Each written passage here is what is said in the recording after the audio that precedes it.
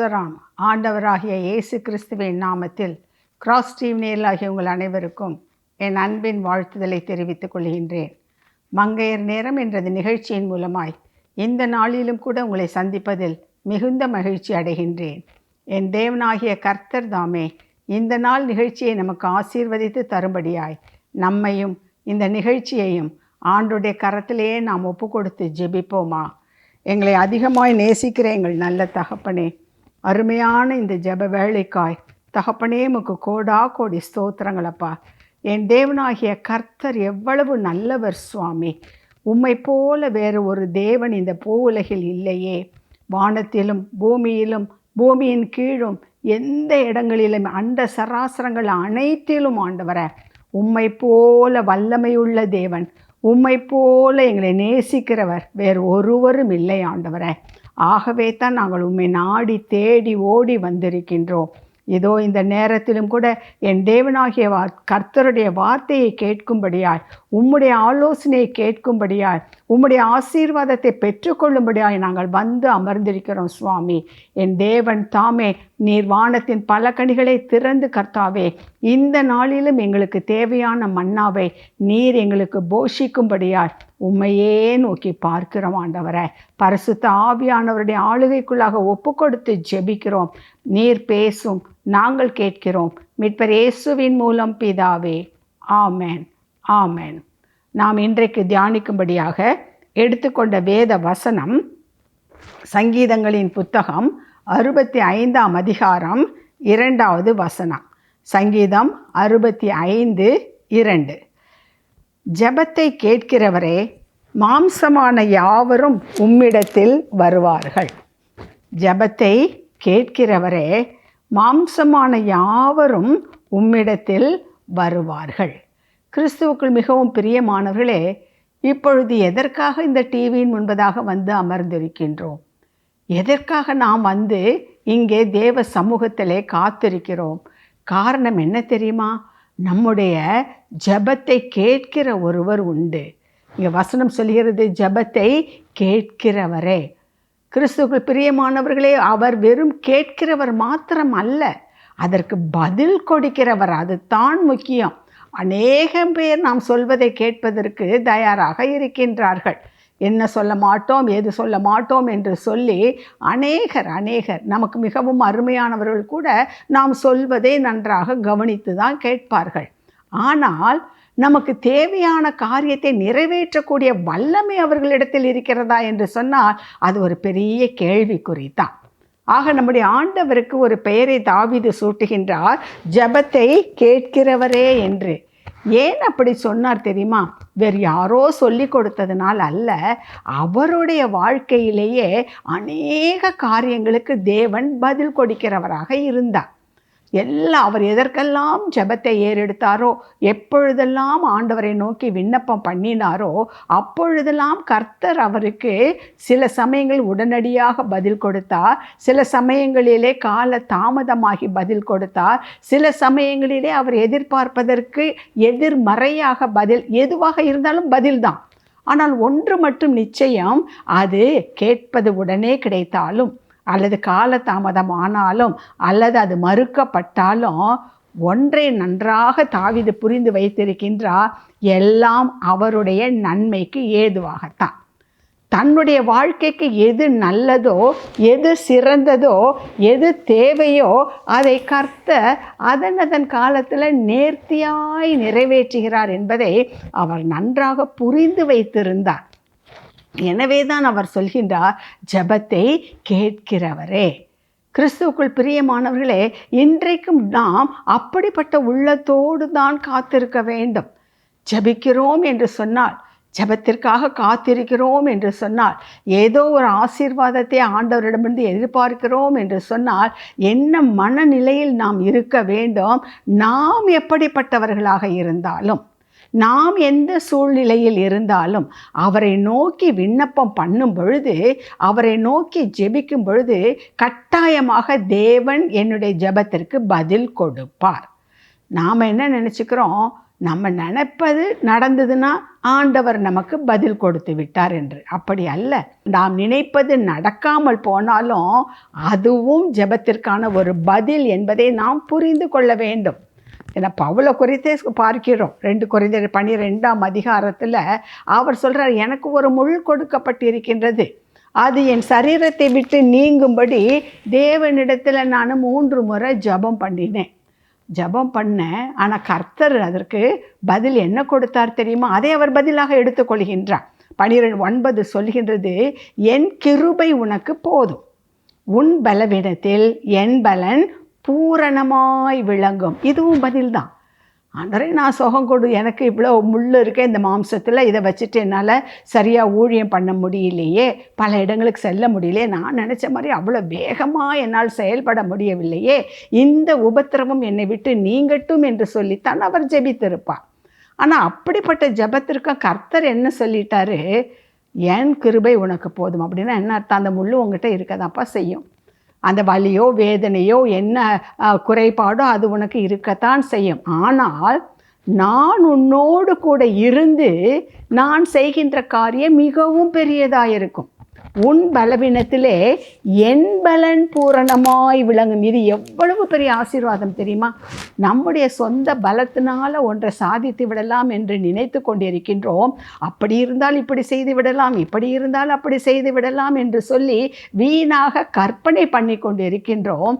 ஆனால் தேவன் சொல்லுகின்றார், என் கிருபை உனக்கு போதும், உன் பலவீனத்திலே என் பலன் பூரணமாய் விளங்கும். கிறிஸ்துவுக்குள் மிகவும் பிரியமானவர்களே, நாம் எல்லாவற்றையும் வைத்திருந்து ஒரு காரியத்தை செய்யும் பொழுது அது மிகவும் பிரயோஜனம் உள்ளதாக இருக்காது. அது யார் வேண்டுமென்னாலும் செய்து விடலாம். ஆண்டவரை நம்புகிறவர்களும் செய்யலாம், நம்பாதவர்களும் செய்யலாம். சூழ்நிலை எல்லாம் சாதகமாக இருக்கும் பொழுது, தேவையான காரியங்கள் எல்லாம் இருக்கும் பொழுது ஒரு காரியம் நடக்கிறது என்று சொன்னால் அதனால் எந்த பிரயோஜனமும் இல்லை. தேவநாமம் மகிமைப்பட போவதும் கிடையாது. ஏன்னா மற்றவர்களுக்கும் அது கிடைக்கின்றது. ஆனால் எதிர்மறையான சூழ்நிலைகளிலும், நடக்காது என்ற சூழ்நிலைகளிலும், பலவீனத்துக்கு மத்தியிலும், குறைவுகளுக்கு மத்தியிலும் ஒரு காரியம் ஆசீர்வாதமாக நடக்கிறது என்று சொன்னால் அதன் மூலமாகத்தான் தேவநாமம் மகிமைப்படுகிறது. இங்கே எனக்கு குறைவு இருக்குது, மாம்சத்தில் ஒரு முள் கொடுக்கப்பட்டு இருக்கின்றது, அது எனக்கு மிகவும் வேதனையாக இருக்கிறது, என்னுடைய ஊழியத்திற்கு தடையாக இருக்கிறது, அது நீங்க வேண்டும் என்று சொன்ன பொழுது ஆண்டவர் அதை நீக்கி இருந்தால் நம்ம என்ன நினச்சிருப்போம்? ஜெபத்திற்கு பதில் கொடுத்து விட்டார் என்று நினைத்திருப்போம். தேவன் நாமம் அதனால் மகிமைப்பட்டிருக்குமா என்று சொன்னால் எப்பொழுது அதிகமாக மகிமைப்படுகிறது?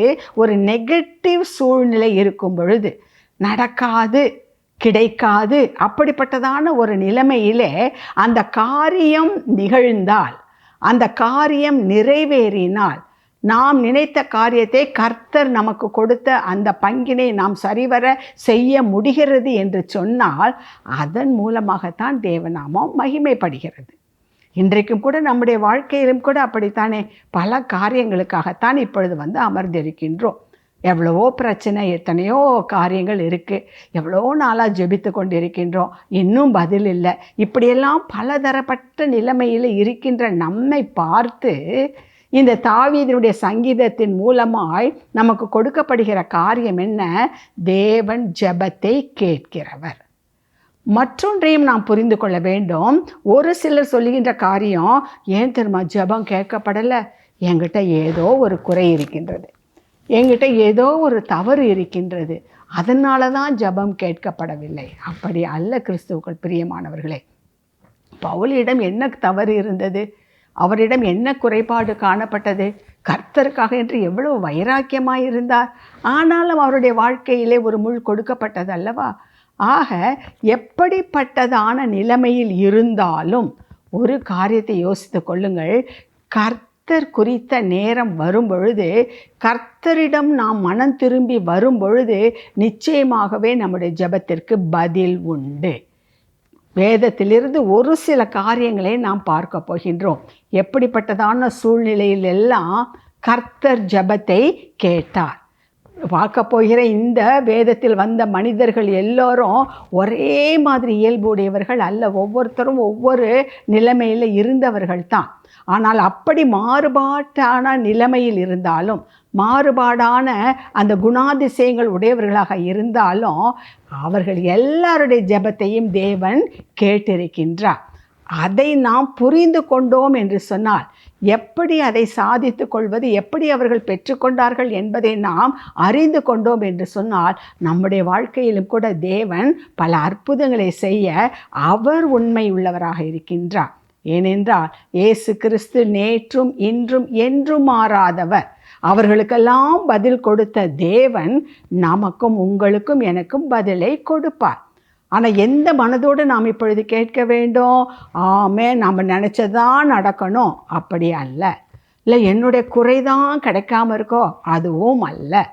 எப்படிப்பட்ட சூழ்நிலையிலும் தேவன் நமக்கு பதில் கொடுப்பார் என்பதை ஒரு சில உதாரணங்களிலிருந்து நாம் இப்பொழுது பார்க்க போகின்றோம். அதில் முதலாவதாக நாம் பார்ப்பது 2 ராஜாக்களின் புத்தகம் 20ஆம் அதிகாரம் 5வது வசனத்தில் இவ்விதமாய் சொல்கிறது.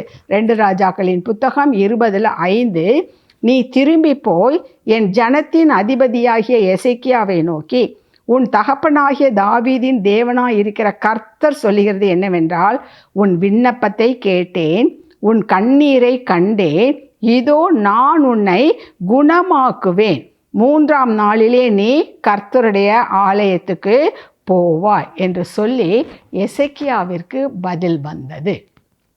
கிறிஸ்துவுக்குள் பிரியமானவர்களே, இந்த எசேக்கியா ராஜாவை குறித்து வேதம் என்ன சொல்கிறது என்றால், எசேக்கியா அந்த யூத ராஜாக்களிலேயே அவருக்கு முன்பும் சரி அவருக்கு பின்பும் சரி அவரை போல கர்த்தருக்கு உண்மையாய் ஊழியம் பார்த்தவர்கள், கர்த்தருக்கென்று உழைத்தவர்கள், கர்த்தர் மீது வைராக்கியம் உள்ள ராஜாக்கள் யாரும் இல்லை என்று சொல்லி நாம் பார்க்கின்றோம்.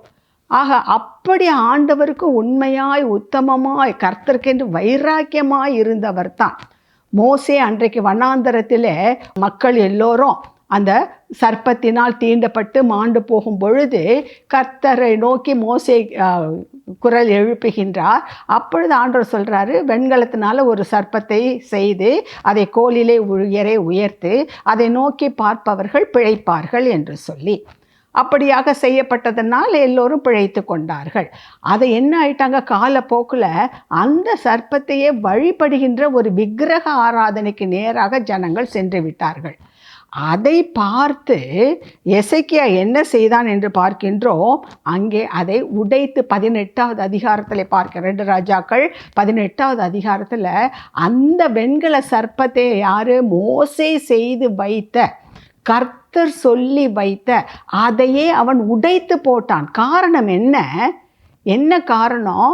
அதை நோக்கி பார்த்தவர்கள் பிழைத்தார்கள் என்பது, இயேசுவை நோக்கி கல்வாரி சிலுவையிலே உயர்த்தப்படும் பொழுது அவரை நோக்கி பார்ப்பவர்கள் ரட்சிக்கப்படுவார்கள், பிழைப்பார்கள் என்பதற்கு முன்னடையாளமாக அந்த வியாதி முடிந்த பிறகு, அந்த கொள்ளை நோய் தீர்ந்த பிறகு என்ன செய்திருக்க வேண்டும்? அந்த அடையாளத்தை உடைத்து போட்டிருக்க வேண்டும். ஆனால் ஜனங்கள் என்ன செய்து விட்டார்கள்? அதையே விக்கிரமாக வழிபட ஆரம்பித்து விட்டார்கள். இதை பார்த்தான். கர்த்தர் ஒருவரை தவிர வேறு ஒருவரையும் வழிபடக்கூடாது என்பது நியாயப்பிரமாணமாயிருக்கிறது. ஆக அது எது தேவனை ஆராதிப்பதற்கு தேவனுக்கு நடுவே விக்கிரகமாக வருகிறதோ அதை உடைத்து போட வேண்டும் என்று அவ்வளவாய் கர்த்தருக்காக வைராக்கியம் உள்ளவர் தான் இந்த எசேக்கியா. அப்படிப்பட்டவருக்கு தான் ஒரு வியாதி வருகின்றது. இப்போ வியாதி வந்த பொழுது ஏசாயா தீர்க்கதரிசியின் மூலமாக தீர்க்க தரிசனம் போகிறது, நீ உன்னுடைய வீட்டு காரியத்தை ஒழுங்குபடுத்து, ஏன்னா நீ சாக போகிறாய். அப்போ சாவுக்கு ஏதுவான வியாதி அவனுக்கு வந்திருக்கிறது என்றது தீர்க்கதரிசிகள் மூலமாக உரைக்கப்பட்டது. அப்படி இருந்தும் எசேக்கியா என்ன செய்தார் என்று சொல்லி பார்க்கிறோம். 2 ராஜாக்கள் 20வது அதிகாரத்தில் 2வது வசனம், அப்பொழுது எசேக்கியா தன் முகத்தை சுவர்புறமாக திருப்பி கொண்டு கர்த்தரை நோக்கி, கர்த்தாவே, நான் உமக்கு முன்பாக உண்மையும் மன உத்தமமாய் நடந்து உமது பார்வைக்கு நலமானதை செய்தேன் என்பதை நினைத்தருளும் என்று விண்ணப்பம் பண்ணினான். எசேக்கியா மிகவும் அழுதான். ஏசாயா பாதி முற்றத்தை விட்டு அப்புறம் போகிறதற்கு முன்னே கர்த்தருடைய வார்த்தை அவனுக்கு உண்டாகி அவர் சொன்னது, நீ திரும்பி போய் என் ஜனத்தின் அதிபதியாகிய எசேக்கியாவை நோக்கி, உன் தகப்பனாகிய தாவீதின் தேவனாயிருக்கிற கர்த்தர் சொல்கிறது என்னவென்றால், உன் விண்ணப்பத்தை கேட்டேன், உன் கண்ணீரை கண்டேன், இதோ நான் உன்னை குணமாக்குவேன், 3ஆம் நாளிலே நீ கர்த்தருடைய ஆலயத்துக்கு போவாய். கிறிஸ்துவுக்குள் பிரியமானவர்களே, அவன் பண்ண ஜபத்தை பார்த்தீங்களா? என்ன சொல்கிறான்? நான் உனக்கு முன்பதாக உண்மையும் மன உத்தமமாய் நடந்து உமது பார்வைக்கு நலமானதை செய்தேன் என்பதை நினைத்தருளும். இன்றைக்கு நமக்கு அந்த தைரியம் இருக்கிறதா? கர்த்தர்கிட்ட அது வேணும் இது வேணும் என்று கேட்கின்றோமே. இந்த எசேக்கியா சொன்னது போல நாம் தைரியமாய் தேவ சமூகத்தில் போய் சொல்ல முடியுமா? ஆண்டவரே, நான் எவ்வளவு மன உண்மையாக இருக்கின்றேன், உத்தமமாக இருக்கின்றேன், நலமானதை செய்கின்றேன், உமக்கு பிடித்தமில்லாததெல்லாம் அகற்றி போட்டு விடுகிறேன் என்று நம்மால் சொல்ல முடியுமா? கொஞ்சம் யோசித்து பாருங்கள். ஆண்டவர் ஜபத்தை கேட்கணும்னு சொல்கிறோமே, அது எசேக்கியாவுடைய ஜபத்தை கர்த்தர் உடனே கேட்டு உன் ஆயுசு நாட்களில் 15 வருடத்தை கூட்டி கொடுப்பேன் வர சொல்லியிருக்கார். சுகம் கொடுப்பேன் மட்டும் இல்லை, இன்னும் 15 வருஷத்தை கூட்டி கொடுப்பேன். எப்படி வந்தது? அவன் கர்த்தருக்கு முன்பதாக மன தாழ்மையாய் மனம் உத்தமமாய் நலமானதை செய்தான். கர்த்தர் அதை அங்கீகரித்தார். கிறிஸ்துவுக்குள் பிரியமானவர்களே, இன்றைக்கும் நம்முடைய வாழ்க்கையிலும் கூட நாம் எப்படியாக நடந்து கொண்டிருக்கின்றோம்? சற்று யோசித்து பாருங்கள். நமக்கு கொடுக்கப்பட்ட பொறுப்பிலே நாம் உண்மையாக இருக்கின்றோமா? நமக்கு கொடுக்கப்பட்ட கடமைகளை நாம் ஒழுங்காக நிறைவேற்றுகின்றோமா? தேவனுக்கு பிரியமில்லாத காரியத்தை விட்டு விலகுகின்றோமா? கர்த்தருக்கென்று நாம் வைராக்கியமாக இருக்கின்றோமா? கொஞ்சம் நம்ம அலசி பார்க்கணும். ஜெபம் கேட்கப்படலைன்னா உடனே ஏன் கேட்கப்படலை என்று சொல்லி அங்கலாய்த்து கொண்டு இராதபடிக்கு கர்த்தருடைய சமூகத்தில் நாம் அதை யோசித்து பார்க்கணும்.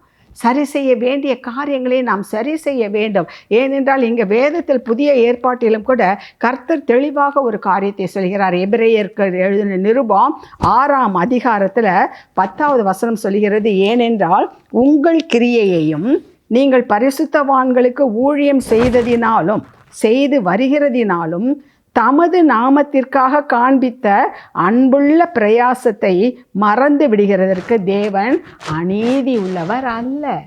கர்த்தருக்காக நீங்கள் எடுக்கின்ற ஒவ்வொரு பிரயாசம், அது சிறியதோ பெரியதோ, ஊழியத்தில் பெரிய ஊழியம் சிறிய ஊழியம் என்று எதுவுமே கிடையாது. கர்த்தருக்கு முன்பதாக எல்லாம் ஒன்று தான். ஆனால் நமக்கு என்று அதில் என்ன பங்கு கொடுக்கப்பட்டிருக்கிறதோ அந்த பங்கை நாம் சரிவர செய்திருக்கின்றோமா? அதை தான் பார்க்கணும். குடும்பத்தில் ஒருவர் சம்பாதிப்பவராக இருக்கலாம், ஆனால் மற்றவர்கள் அதை செலவு பண்ணுவதற்கு ஏற்ற அல்லது அதை நிர்வகிப்பதற்கான உரிமை இருக்கலாம். இன்னும் சிலருக்கு வேறு சில காரியங்கள் இருக்கலாம். இப்படியா அவரவருடைய கடமையிலே நாம் உண்மையாய் உத்தமமாய் இருக்கின்றோமா? அதுதான் முக்கியம். கர்த்தர் ஆண்டவர் இதுதான் சொல்கிறாரு, எல்லாவற்றிலும் அவருடைய நாமத்திற்காக காண்பித்த அன்புள்ள பிரயாசம். உங்கள் கிரியை என்ன கிரியை? நல்ல கிரியைகளை செய்கின்றீர்களா? நன்மையானவைகளை செய்கின்றீர்களா? மற்றவர்களுக்கு எந்த விதத்திலும் துன்பம் வராத, அல்லது நாம் செய்கின்ற வேலைகளிலே சொல்வார்களோ அந்த ஓப்பி அடிக்கிறார்கள் என்று சொல்லி, அப்படி இல்லாமல் கொடுக்கப்பட்ட காரியத்திலே நாம் உண்மையாக இருக்கின்றோமா? எசேக்கியா கர்த்தருக்குன்னு உண்மையாக இருந்தான். ஐயோ, இவ்வளோ காலமாக இந்த வெண்கல சர்ப்பத்தை வச்சு எல்லாம் பண்ணிட்டு இருந்தாங்க, இப்போ உடச்சி போட்டால் இந்த ஜனங்கள் எல்லாரும் என்ன சொல்வார்களோ? மக்களிடமிருந்து நல்ல பெயர் வர வேண்டும் என்பதை அவன் விரும்பவில்லை. கர்த்தரை பிரியப்படுத்த விரும்பினான். ஆக அப்படிப்பட்டதாக நம்முடைய வாழ்க்கையிலே நாம் நடந்து கொண்டிருக்கின்றோமா? இப்படி இருந்தோம் என்று சொன்னால் வேதம் சொல்லுகின்றது, உங்களுடைய பிரயாசத்தை மறந்து விடுகிறதற்கு தேவன் அநீதி உள்ளவர் அல்ல. ஆக இந்த நாளில் நாமே திருத்தி கொள்ள ஒரு பிரயாசம். ஏன் ஜெபம் கேட்கப்படலைன்னா நம்ம கர்த்தருக்கு முன்பதாக உண்மையாக இருக்கிறோமா இல்லையா? அப்படி இல்லை என்று சொன்னால் எந்தெந்த இடத்தில் நம்மை சரி செய்ய வேண்டுமோ அதில் சரி செய்யும் பொழுது கர்த்தர் நம்முடைய ஜெபத்திற்கு பதில் கொடுக்கின்றார். வெறும் குணம் மட்டும் எசேக்கியாவுக்கு கொடுக்கவில்லை, 15 வருடத்தை கூட்டியும் கொடுத்தார். அதே போல் நம்முடைய வாழ்க்கையிலும் உங்களுடைய வாழ்க்கையிலும் தேவன் செய்ய அவர் விருப்பமுள்ளவராக சித்தமுள்ளவராக இருக்கின்றார். இரண்டாவது இன்னொரு ஜெபத்தை பார்க்கிற 2 நாளாகமத்தின் புத்தகம் 33ஆம் அதிகாரத்தில் 2 நாளாகமும் 33ஆம் அதிகாரம் 13வது வசனத்தில் ஒரு ஜபம் யார் பண்ணுவது? மனாசே என்ற அந்த ராஜா பண்ணுகிறதை நாம் பார்க்கின்றோம். 2 நாளாகமம் 33ஆம் அதிகாரம் 13ஆம் வசனம். அவரை நோக்கி அவன் விண்ணப்பம் பண்ணி கொண்டிருந்த போது அவன் கெஞ்சுதலுக்கு இறங்கி அவன் ஜெபத்தை கேட்டு அவனை திரும்ப எருசலேமில் உள்ள தன்னுடைய ராஜ்யத்திற்கு வர பண்ணினார். கர்த்தரே தேவன் என்று அப்பொழுது மனாசே அறிந்து கொண்டான். கிறிஸ்துவுக்குள் பிரியமானவர்களே, இங்கே இன்னொரு வகையான ஒரு மனிதன், இந்த மனாசே என்பவர். இந்த மனாசே ராஜாவாகிற போது அவனுக்கு 12 வயது. ஏறக்குறைய 55 வருஷம் எருசலேமில் அரசாண்டான். ஆனால் அவன் மிகவும் பொல்லாதவனாக இருந்தான். தொடர்ந்து அந்த அதிகாரத்தில் ஆரம்பத்திலலாம் பாசத்தை பார்த்தோம்னா கர்த்தருக்கு பொல்லாப்பானதை செய்தான். எசேக்கியா ராஜா கர்த்தருக்கு பிரியமானதையே செய்தான். அவனுக்கு ஜஸ்ட் ஆப்போசிட்டாக இவன் எசேக்கியா அவனுடைய மகன் தான். இவன் என்ன செய்கிறான்? எல்லாமே விரோதமாக எதெல்லாம் ஆண்டவருக்கு பிடிக்காதோ அத்தனை காரியத்தையும் அவன் நிறைவேற்றுபவனாக இருந்தான் என்று சொல்லி பார்க்கிறோம். பாருங்கள், 5வது வசனம் 6வது வசனத்தை பார்த்தோம் என்றால் 2 நாளாகமம் 33, 5, 6 அவன் செய்திருக்கின்ற காரியங்கள் கர்த்தருடைய ஆலயத்தின் 2 பிரகாரங்களிலும் வானத்தின் சேனைகளுக்கெல்லாம் பலிபீடங்களை கட்டினான். அடுத்தது, அவன் இன்னும் குமாரரின் பள்ளத்தாக்கிலே தன் குமாரரை தீ மிதிக்க பண்ணி நாளும் நிமித்தமும் பார்த்து பில்லி சூனியங்களை அனுசரித்து அஞ்சனம் பார்க்கிறவர்களையும் குறி சொல்லுவர்களையும் வைத்து கர்த்தருக்கு கோபம் உண்டாக அவர் பார்வைக்கு மிகுதியும் பொல்லாப்பானதை செய்தார். கிறிஸ்துக்குள் பிரியமானவர்களே, எதெல்லாம் செய்யக்கூடாதுன்னு கர்த்தர் சொன்னாரோ, எதெல்லாம் கர்த்தருக்கு அருவருப்பானவைகள் என்று உபாகமத்தின் புத்தகம் 18ஆம் அதிகாரம் 9லிருந்து 12 வசனங்கள் வரல வாசித்து பார்த்தீங்கன்னா இவன் செய்த அத்தனை காரியமும் அங்கே சொல்லப்பட்டிருக்கு. அஞ்சனம் பார்க்கிறவங்களும் நிமித்தம் பார்க்கிறவங்களும் தங்கள் குமாரரை தீ கடக்க பண்ணுகிறவர்களும் இவர்கள் எல்லோரும் கர்த்தருக்கு அருவருப்பானவர்கள் என்று சொல்லி நியாயப்பிரமாணம் சொல்லப்பட்டிருக்கிறது. அவ்வளவையும் இந்த மனிதன் செய்தான், இந்த ராஜா செய்தான். இதன் நிமித்தமாக என்ன ஆனது? கர்த்தர் அவனை அசிரியரின் கைக்கு ஒப்பு கொடுத்தார். அப்படியாக அவன் ஒப்பு கொடுக்கும் பொழுது அப்பதான் பார்க்கின்றோம் 11வது வசனம். ஆகையால் கர்த்தர் அசிரியா ராஜாவின் சேனாபதிகளை அவர்கள் மேல் வரப்பண்ணினார். அவர்கள் மனாசேயை முட்செடிகளில் பிடித்து 2 வெண்கல சங்கிலியால் அவனை கட்டி பாபிலோனுக்கு கொண்டு போனார்கள். இப்படி அவன் நெருக்கப்படுகையில் தன் தேவனாகிய கர்த்தரை நோக்கி கெஞ்சி தன் பிதாக்களின் தேவனுக்கு முன்பாக மிகவும் தன்னை தாழ்த்தினான்.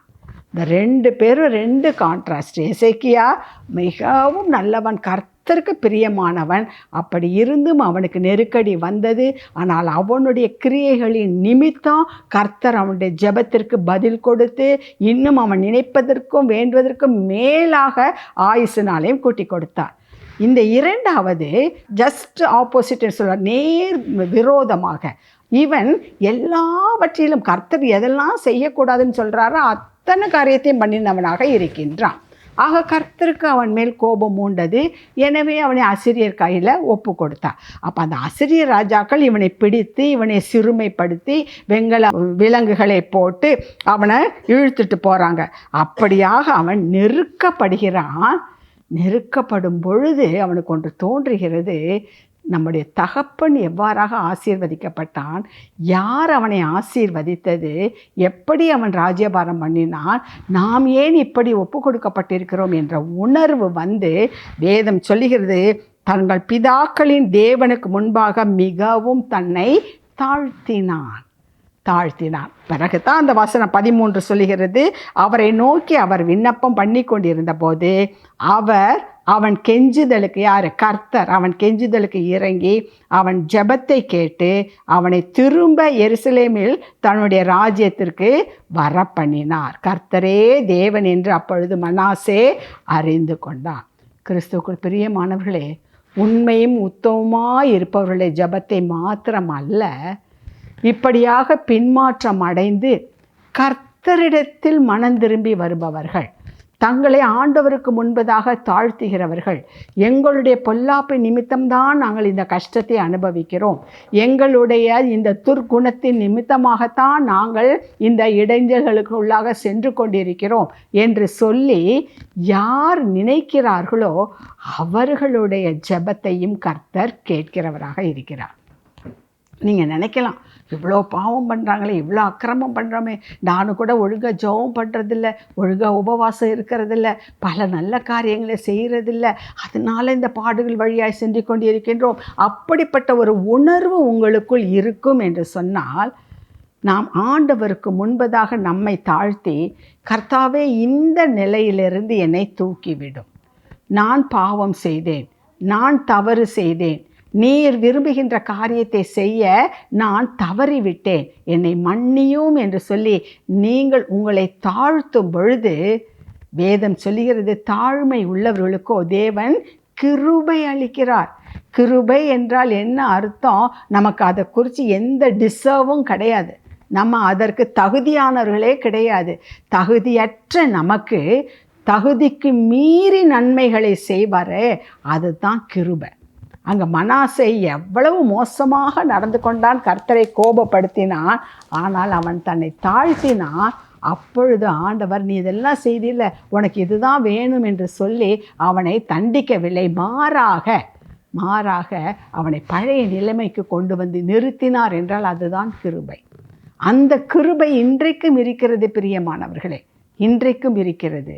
நாம் எப்படிப்பட்ட நிலைமையில் இருந்தாலும் சரி, என்ன காரியத்தில் குறைபாடு உள்ளவர்களாக இருந்தாலும் சரி, அல்லது யாருக்காகவாது பிள்ளைகளுக்காக மனம் திரும்புதலுக்காக ஜெபிக்கிற அந்த பிள்ளைகள் எப்படிப்பட்ட நிலைமையில் இருந்தார்களாகவும் சரி, ஆண்டவரிடத்தில் தாழ்த்தி, கர்த்தாவே தாங்கள் செய்வது இன்னதென்று அறியாமல் இருக்கிறார்கள் என்று சொல்லி அந்த பிள்ளைகளுக்காக, அந்த குடிகார கணவனுக்காக, பொறுப்பற்று திரிகின்ற வாலிப பிள்ளைகளுக்காக நீங்கள் கண்ணீர் சிந்தி உங்களை தாழ்த்தி ஜெபிக்கும் பொழுது கர்த்தர் உங்களுக்கு அதிலிருந்து விடுதலை கொடுக்க அவர் உண்மை உள்ளவராக இருக்கிறார். மனாசே தான் செய்த காரியத்திற்காக வருத்தப்பட்டான். அதே போல நாமும் சில காரியங்களில் தவறி இருப்போம் என்றால் அதற்காக ஆண்டவரிடத்திலே வருந்தி மன்னிப்பு கேட்கும் பொழுது கர்த்தர் நம்மை மன்னிக்கிறவராக இருக்கிறார். லூக்கா சுவிசேஷம் 15வது அதிகாரத்தில் அந்த ஊதாரி மகனை குறித்து நாம் கேள்விப்படுகிறோம் அல்லவா? அந்த ஊதாரி மனிதன் என்ன செய்தான்? தகப்பனிடமிருந்து எல்லாத்தையும் வாங்கி கொண்டு தன்னுடைய பங்கெல்லாம் பிரித்து எடுத்துக்கொண்டு தூர தேசத்திற்கு போனான்னு பார்க்குறோம். அங்கே போய் எல்லாவற்றையும் தாறுமாறாக செலவிட்டு கடைசியில் ஒன்றுமே இல்லாமல் பன்றிகள் சாப்பிடுகிற அந்த தவிடு கூட கிடைக்காம அவ்வளோ கஷ்டப்பட்டான். அப்போ தான் அவனுக்கு புத்தி வருது. புத்தி தெளிந்தவுடன் அவன் செய்த காரியம் என்ன? உடனே அந்த இடத்த விட்டு எழுதுறான். நான் என் தகப்பன்கிட்ட போகிறேன், அங்கே போனால் எனக்கு அட்லீஸ்ட் அங்கே உள்ள வேலைக்காரர்கள் கூட எவ்வளவு நன்றாக புசித்து கொண்டு இருக்கின்றார்கள், எவ்வளவு நன்றாக சுகமாக வாழ்ந்து கொண்டிருக்கிறார்கள். எனவே என் தகப்பனிடம் போய் என்னுடைய புத்திரன் என்று இல்லாவிட்டாலும் வேலைக்காரனில் ஒருவனாக என்னை ஏற்றுக்கொள்ளும் என்று சொல்லி கேட்கப் போகிறேன் என்று சொல்லி வந்தான். வந்த இடத்துல தகப்பன் சொன்னாரா, நீ இப்படியெல்லாம் செய்துட்ட, நீ போய் இந்த விரட்டி அடித்தாரா? அல்ல, அவனை சொல்லவே விடலை. அவன் சொல்லணும்னு நினைக்கிறான், அப்பா உமக்கு விரோதமாகவும் பரத்துக்கு விரோதமாகவும் நான் பாவம் செய்தேன். தகப்பனுக்கு அதனால் எப்படியோ நீ திரும்பி வந்துட்டல, தகப்பன்கிட்ட வந்துட்டல, எனக்கு அது போதும் என்று சொல்லி குமாரனுக்குரிய அந்தஸ்தை மறுபடியுமாக கொடுக்கின்றான். கிறிஸ்துவுக்கு பிரியமானவர்களே, நம் ஆண்டவராக இயேசு கிறிஸ்து அவருடைய இயல்பை, தெய்வத்தின் இயல்பை, கர்த்தருடைய இயல்பை இந்த உவமை மூலமாக, இதன் ஊதாரி மைந்தனின் மூலமாக நமக்கு தெரியப்படுத்துகிறார். எப்படிப்பட்ட நிலைமையில் நீங்கள் இருந்தாலும் சரி, அல்லது உங்கள் குடும்பத்தில் உள்ளவர்கள் எப்படிப்பட்ட நிலைமையில் இருந்தாலும் சரி, தேவனுக்கு முன்பதாக உங்களை தாழ்த்துங்கள். அப்பா, நான் பாவிதான், என் குடும்பத்தில் உள்ளவர்கள் செய்கின்ற தவறு தான். ஆனால் என் தேவனாகிய கர்த்தர் எங்களுக்காகலாம் அந்த கல்வாரி சிலுவையில் உம்முடைய இரத்தத்தை சிந்தினீரே, அந்த பரிசுத்த இரத்தத்தால் ஒரு விசை என்னை கழுவும், எங்கள் குடும்பத்தை கழுவும் என்று சொல்லி ஆண்டவரிடத்தில் நீங்கள் ஒப்பு கொடுத்து பாருங்கள். உங்களை தாழ்த்தி ஒப்பு கொடுத்து பாருங்கள். நான் என்ன தவறு செய்தேன்? நான் எல்லாம் ஒழுங்காக தானே இருக்கிறேன், பிறகு ஏன் எனக்கு பிரச்சனை? இப்படி நினைத்து கொண்டு ஜெபித்தீர்கள் என்றால் உங்கள் ஜெபம் கேட்கப்படாது. ஒரு வகையில் ஒரு வேளை நீங்கள் நல்லவர்களாக இருக்கலாம், ஆனால் எல்லா வகைகளிலும் நீங்கள் நல்லவர்களா என்றால் கர்த்தர் தான் அதற்கு பதில் சொல்வார். ஆக நம்மிடத்திலும் குறைவு உண்டு. ஆண்டவரிடத்தில் தாழ்த்துங்கள், நம்மை தாழ்த்த வேண்டும். லூக்கா 18 ஆயக்காரன் பரிசேயரை குறித்து அதுதானே பார்க்கின்றோம். அவன் எல்லாம் நல்லதான் செஞ்சான். பரிசேயன் வாரத்தில் 2 நாள் உபவாசம் பண்ணினேன், தசபாகம் கொடுத்தேன், யாரையும் நான் ஏமாத்தலை, இப்படியெல்லாம் அதெல்லாம் உண்மைதான். ஆனால் ஆயக்காரன் என்ன செய்தான்? தன்னுடைய கண்களை முதலாக ஏறெடுக்க துணியாமல் தன்னை தாழ்த்தி, கர்த்தாவே என்னை மன்னியும், உம்மிடத்தில் வர எனக்கு எந்த தகுதியும் இல்லை, என் மீது பாவியாக என் மீது கிருபையாயிரும் என்று கெஞ்சினான். ஆண்டவர் சொல்கிறாரு, அவன் அல்ல, எவன் அல்ல, ரொம்ப நீதிமானாட்டம் பெரிய பக்திமானாட்டம் காட்டி கொண்டிருந்தவன் அல்ல, எவன் தன்னுடைய பலவீனத்தை உணர்ந்து தன்னை தாழ்த்தினானோ அவனே நீதிமானாக புறப்பட்டு சென்றான். இன்றைக்கு ஆண்டவர் அதைத்தான் உங்களிடத்துல எதிர்பார்க்கின்றார். கிறிஸ்துவுக்குள் பிரியமானவர்களே, நீதிமான் ஒருவனும் இல்லை. வேதம் சொல்லுகின்றது, நீதிமான் ஒருவனும் இல்லை, எல்லோரும் பாவம் செய்து தேவ மகிமையை இழந்து போய்விட்டோம். கர்த்தர் கிருபையாய் அவருடைய இரத்தத்தின் மூலமாய் நம்மை மீட்டிருக்கின்றார். எனவே ஆண்டவரிடத்துல நீங்கள் யாராக இருந்தாலும் சரி, உங்களை தாழ்த்தி சொல்லுங்கள், கர்த்தாவே உம்முடைய பரிசுத்த இரத்தத்தினால் ஒரு விஷயங்களை கழுவும். மனாசே அப்படி தான் தாழ்த்தினான். எவ்வளோ பெரிய பாவம், எவ்வளவோ அக்கிரமம், எவ்வளோ துணிகரமான காரியங்களை செய்தான். ஆனால் எந்த நிமிடத்தில் அதை உணர்ந்து தன்னை தாழ்த்தினானோ அதே நேரத்தில் கர்த்தர் அவனை மன்னித்து பழைய நிலைமைக்கு அவரை உயர்த்தினார். இதை கேட்டுக்கொண்டிருக்கின்ற அன்பான சகோதரி சகோதரி, நீங்கள் இப்பொழுது எப்படிப்பட்ட நிலைமையில் இருந்தாலும் சரி, கர்த்தருக்கு முன்பதாக உங்களை தாழ்த்துங்கள், உங்களை தாழ்த்துங்கள். பலவீனத்தை ஆண்டவரே எனக்கு தெரியப்படுத்துங்கள் என்று சொல்லுங்கள். பரிசுத்த ஆவியானவர் எதை உணர்த்துகின்றாரோ அந்த இடத்துல ஆண்டவர்கிட்ட மன்னிப்பு கேட்டு, ஆண்டவரை இதிலிருந்து மீண்டு வரும்படியாக எனக்கு உம்முடைய பலத்தை தாரும் என்று சொல்லுங்கள். முதலாவதாக உங்களை தாழ்த்தி விட்டு உங்கள் விண்ணப்பத்தை ஏறெடுக்கும் பொழுது கர்த்தர் அதற்கு உடனடியாக பதில் கொடுக்கிறார். ஆகவே தான் வேதம் சொல்கிறது, அவர் நம்முடைய ஜெபத்தை கேட்கிறவர். நீங்கள் நல்லவங்களாக இருந்தாலும் கேட்பார், பொல்லாதவர்களாக இருந்தால் நீங்கள் மனம் திரும்பும் பொழுது, உங்களை தாழ்த்தும் பொழுது அப்பொழுதும் கேட்க அவர் உண்மை உள்ளவராக இருக்கிறார். ஆக மொத்தத்தில் பார்த்தோம் என்றால், யாரெல்லாம் ஜெபத்தை ஏறெடுக்கிறார்களோ, அவரை நம்பி வந்திருக்கின்றார்களோ அத்தனை பேருக்கும் பதில் கொடுக்க என் தேவன் வல்லமை உள்ளவராக இருக்கிறார், அன்பு நிறைந்தவராக இருக்கிறார், கரிசனை உள்ளவராக இருக்கின்றார். இப்படிப்பட்ட தேவனை தேடி வந்த உங்களை அவர் வெறும் கையாய் அனுப்ப மாட்டார்.